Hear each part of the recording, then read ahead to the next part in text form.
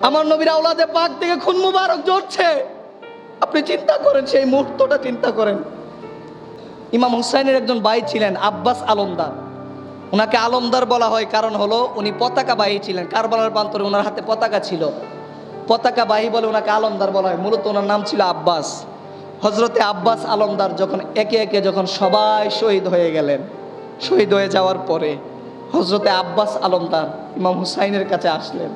এসে বলতেছেন, ভাই আমাকে অনুমতি দেন, আমি কারবালার প্রান্তরে যাব, যুদ্ধের জন্য আমি বের হব, আমাকে অনুমতি দেন। উনি অনুমতি নিলেন। নেওয়ার পরে তাঁবুর মধ্যে গেলেন। তাঁবুর মধ্যে গিয়ে মহিলাদের কাছে অনুমতি চাইলেন। মহিলারা যারা ছিল সকলে ওনাকে অনুমতি দিলেন। উনি কারবালার প্রান্তরে যুদ্ধ করার জন্য বের হয়ে গেলেন। ঘোড়াতে সাওয়ারি হয়ে উনি যখন যুদ্ধের জন্য বের হলেন, যুদ্ধ করতে করতে করতে করতে উনি যেই দিকে যাচ্ছেন, কুচু কাটার মতো এজিদ বাহিনীকে কাটতেছেন। আল্লাহু আকবার।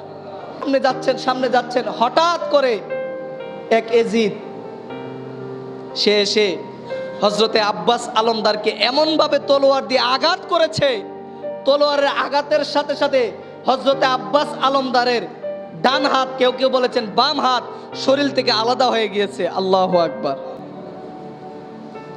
শরীর থেকে যখন ওনার হাত আলাদা হয়ে গিয়েছে, এক হাত চলে যাওয়ার পরে উনি আরেক হাতে যুদ্ধ করতেছেন।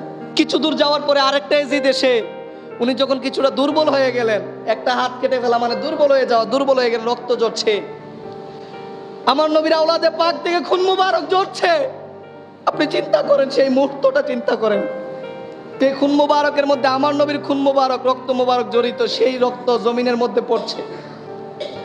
আব্বাস আলমদারের একটা হাত যখন কেটে ফেলেছে, আরেক এজিদ বাহিনী পিছন থেকে এসে আব্বাস আলমদারের দ্বিতীয় হাতটাও কেটে ফেলেছেন। তখন ওনার শরীর থেকে, বাহু থেকে আলাদা হয়ে গেল। উনি ঘোড়া থেকে, সাওয়ারি থেকে পড়ে গেলেন জমিনের মধ্যে। জমিনের মধ্যে পড়ে যাওয়ার সাথে সাথে এজিদ বাহিনী অতর্কিত হামলা চালিয়ে দিল আব্বাস আলমদারের উপরে। সেই আব্বাস আলমদার উনি যখন দুর্বল হয়ে গেলেন, উনাকে এজিদ বাহিনী যখন আঘাত করতে করতে মৃত্যু সজ্জায় করে ফেলেছেন, ওই মুহূর্তে উনি আসমানের দিকে তাকিয়ে ইমাম হুসাইনকে উদ্দেশ্য করে একটা বাক্য শুধু বলেছিলেন। কয়টা বাক্য?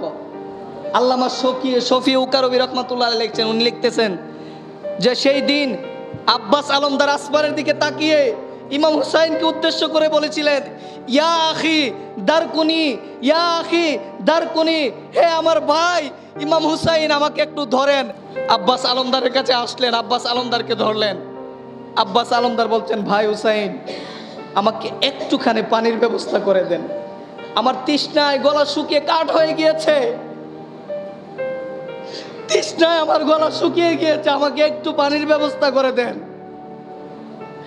ইমাম হুসাইনের কাছে পানি চাইলে, আরে ভাই আপনি চিন্তা করে দেখেন, এই ফুরাতের পানি কুকুরে খাইলো, এই ফুরাতের পানি পশু পাখি খাইলো এলো, কিন্তু আমার নবীর আওলাদের জন্য পানি নাই। হযরত আব্বাস আলমদার শেষমেশ ইমাম হুসাইনের কাছে পানি চাইলেন।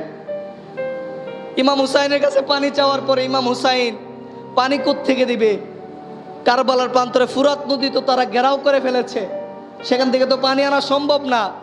ইমাম হুসাইন আব্বাস আলমদারের এই পানির কথা শুনলেন, চোখের পানি ছেড়ে দিলেন। কিছুক্ষণ পরে দেখা যায় হযরতে আব্বাস আলমদার দুনিয়া থেকে পর্দা করে নিয়েছেন। ইন্না লিল্লাহি ওয়া ইন্না ইলাইহি রাজিউন।